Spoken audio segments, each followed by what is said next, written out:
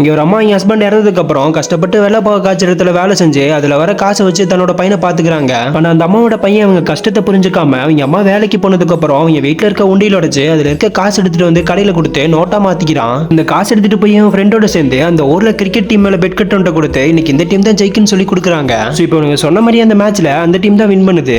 அடுத்த நாள் காலையில அந்த பையன் பெட் கட்டின காசை வாங்குறதுக்காக போயிட்டு மறுபடியும் வேற ஒரு டீம் மேல பெட் கட்டுறான். ஆனா துரதிஷ்டவதமா அந்த டீம் தோத்து போயிருது. ஆனா அந்த பையன் அப்பவும் விடாம என் அம்மா வீட்டுல மருத்துவ செலவுக்காக வச்சு இந்த காசு எடுத்துட்டு வந்து மறுபடியும் ஒரு டீம் மேல பெட் கட்டுறான். அப்பன்னு பார்த்தா அன்லக்கியா மறுபடியும் இங்க பெட் கட்டின டீம் மேட்ச்ல தோத்து போயிருது. இவங்க அம்மா வேலை செஞ்சுட்டு இருக்கும்போது ஒருத்த ஓடி வந்து உங்க பையனை அந்த ரவி கட்டி போட்டுக்கிறதா சொல்றான். இந்த பையனோட அம்மாவே வேகமா போய் பார்த்துட்டு அந்த பையன் கிட்ட ஏன் இப்படி பண்ணுன்னு சொல்லி அவனை திட்டுறாங்க.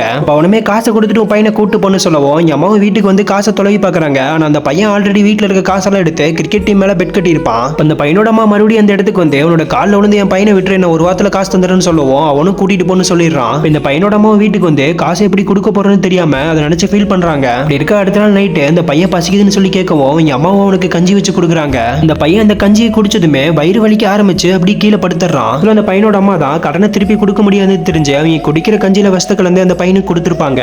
அதே கஞ்சி அந்த பையனோட அம்மாவும் குடிச்சிட்டு அதே இடத்துல இறந்து போயிடுறாங்க.